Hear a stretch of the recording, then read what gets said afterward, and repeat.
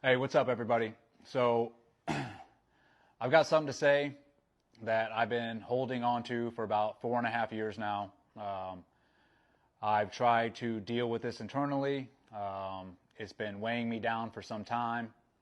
I've tried to just let it go, just like I have with the whole nightmare that happened to me and my family. But I feel compelled to come out now and speak the truth about a certain individual. This is not about me. I'm not trying to get into a petty little back and forth match with this person. This is about you, the American people, no matter what side of the aisle that you sit on. This is also, and most importantly to me, about my teammates in the SEAL teams. I feel like you guys should know the truth as well. So, back in 2019, I was charged with war crimes, premeditated murder, and I was facing life in prison without parole. I sat in pretrial confinement for about 9 months before my actual trial. During that time, my wife Andrea and brother Sean, along with a certain group of teammates that I had, were doing everything they could to garner support, to get the truth out about what was going on with me, to expose all the lies and corruption around the UCMJ and everything they were doing to put me away for life. During that time, one name kept popping up. That was Dan Crenshaw. My brother wanted to go speak to him to try and get his support, as well as my teammates who were doing everything they could. And this was for obvious reasons. Dan was a prior SEAL. They thought that this was a no-brainer and that he should get behind it, especially with all the information that was coming out. So, my brother, who lives near D.C., was going to Congress almost on a daily basis, knocking on every congressman's door on both sides of the aisle, trying to get them to look at what was really going on and get their support. One of those individuals was Dan Crenshaw. So my brother ended up talking to his staff a couple times. They gave him the runaround, but that did not stop him. He kept going back day after day and finally got a hold of Dan. Dan told him he wanted to wait till the situation developed before he made a decision, which, got it, that makes sense. Along with that, some of my teammates who were on that deployment, who were on the ground the day of the incident, went to one of Crenshaw's fundraising parties, pulled him aside and spoke to him face to face, told him what was happening to me was complete BS, that it was chock full of lies, and that I was getting screwed over. Dan told them he'll see what he can do.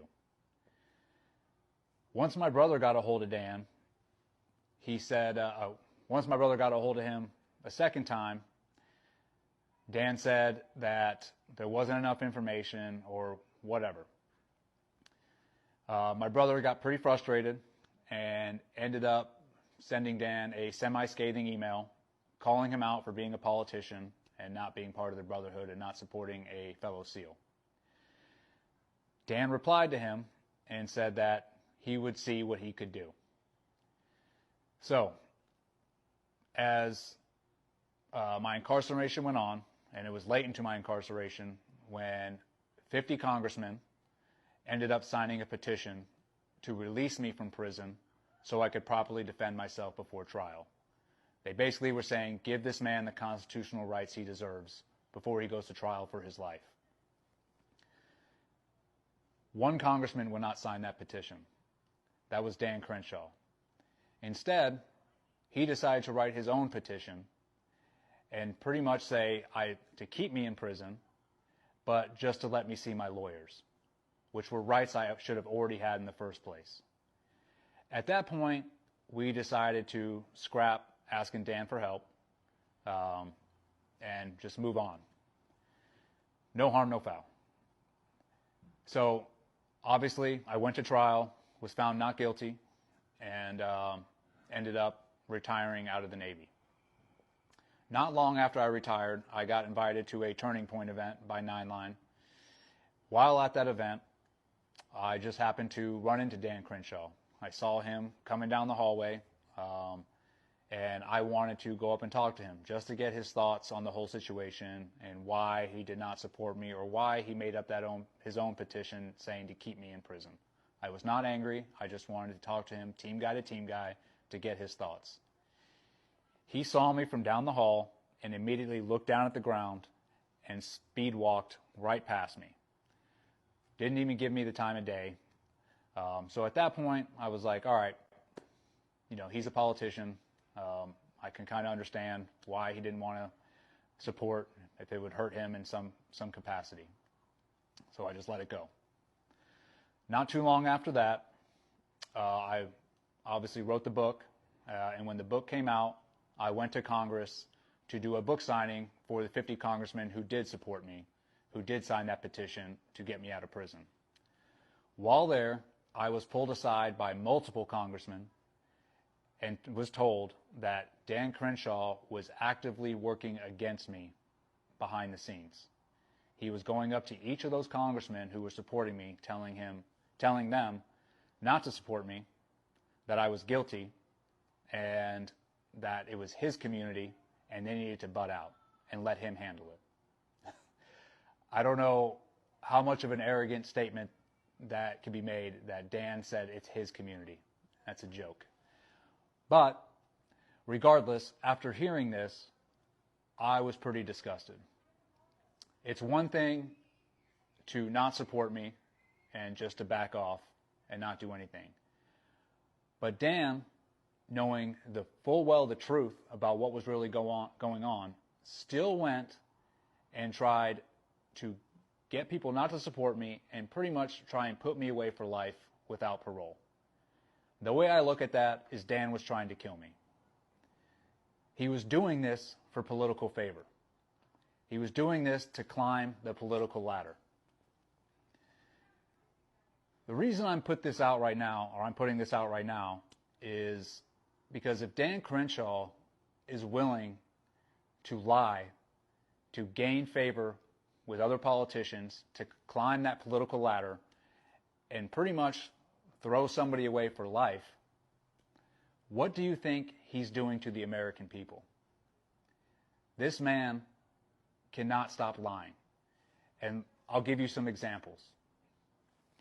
Recently, David Goggins was on a podcast with my good friend Aaron Singerman. I listened to the podcast. I listened to him expose Dan for who he really is. After I listened to the podcast, I DM'd Dave Goggins and said, great job on exposing Dan, only because I know the truth about him and what he did to me. Now, I had no communications with Goggins before this. Me and him really did not know each other. But after I sent him that DM, he then sent me a text message back. And after I read it, this is what really compelled me to come forward and do what I'm doing now. And I'll read you the text. And this is from Crenshaw to Goggins. Hey man, listen to your Rogan podcast, good shit. I had no idea about any of that shit with that Team 6 guy making YouTube videos about you and all that. Again, sorry if I made it seem like I was ever in that category. I am not. I wouldn't have tried to get you to speak at my events if I didn't respect you and your message. Like you, I've been in the public eye since about 2018 and understand very well how people will climb over your back to get higher, get more clicks, and get a little more famous. Pieces of shit like Eddie Gallagher have tried to do that at my expense, after I tried helping him get out of prison. That should never happen between team guys. God bless and Happy New Year. So,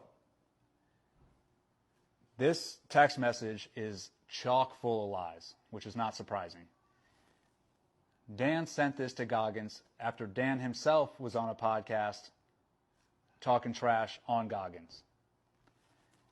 And he is telling Goggins that he tried helping me get out of prison.